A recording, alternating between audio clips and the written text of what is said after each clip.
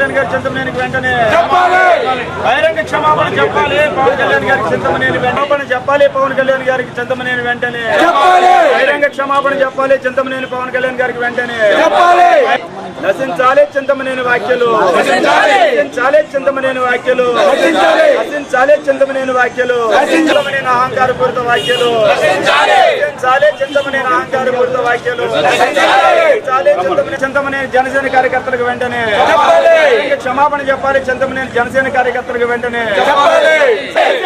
చింతమనేని వ్యాఖ్యలు చింతమనేని వ్యాఖ్యలు క్షమాపణ చెప్పాలి పవన్ కళ్యాణ్ గారికి వెంటనే క్షమాపణ చెప్పాలి పవన్ జనసేన కార్యకర్తలకు వెంటనే లాలే పవన్ కళ్యాణ్ గారి నాయకత్వం పవన్ కళ్యాణ్ గారి నాయకత్వం చింతమనేని అహంకారపూరిత వ్యాఖ్యలు క్షమాపణ చెప్పాలి చింతమనేని జనసేన కార్యకర్తలకు వెంటనే చెప్పాలి చింతమనేని పవన్ కళ్యాణ్ గారికి వెంటనే చింతమనేని వ్యాఖ్యలు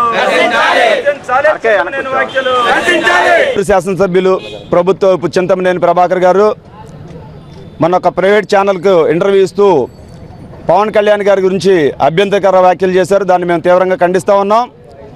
ఆయన వచ్చి మమ్మల్ని గెలిపించాడా, వాడెవడో వీడెవడో వాళ్ళందరినీ గెలిపించుకున్నాడు మమ్మల్ని గెలిపిస్తాడా అనే పిచ్చి వ్యాఖ్యలు చేయటం అది చాలా దారుణమైన విషయంగా మేము భావిస్తూ ఉన్నాం. ఏరు దాటాక తెప్పతగలేసిన విధంగా ఇవాళ తెలుగుదేశం నాయకులు కానీ ప్రభుత్వం కానీ ఎలా పవన్ కళ్యాణ్ గారి పైన ఏ పట్ల వ్యవహారంతో ఉన్నారనేది ఈ చింతమనేని విప్ అయినటువంటి చింతమనేని వ్యాఖ్యలు చూస్తుంటే దానికి అర్థమవుతూ ఉంది.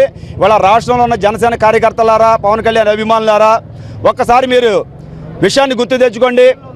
ఒక భారతీయ జనతా పార్టీకి మాత్రమే ప్రచారానికి నిర్వహిస్తానని చెప్పి పవన్ కళ్యాణ్ గారు చెప్పినప్పుడు ఏదైతే వాళ్ళు చింతమనేని గారు చెప్తున్నారో వారి నాయకుడు చంద్రబాబు నాయుడు గారు ఇంటికెళ్ళి పవన్ కళ్యాణ్ గారిని బతిలాడుకుని, అయ్యా ఇవాళ మాకు కూడా మీరు ప్రచారం చేయాలి, లేకపోతే మాకు మనుగడ లేదు, మేము 10 సంవత్సరాల అధికారానికి దూరంగా ఉన్నాం, ఇప్పుడు కూడా మేము ఓడిపోతే మాకు మనుగడ ఉండదని చెప్పి బతిలాడుకున్న సందర్భాన్ని వాళ్ళ మన రాష్ట్రంలో ఉన్న ప్రజలందరికీ కూడా పవన్ కళ్యాణ్ అభిమానులందరికీ కూడా తెలుసు.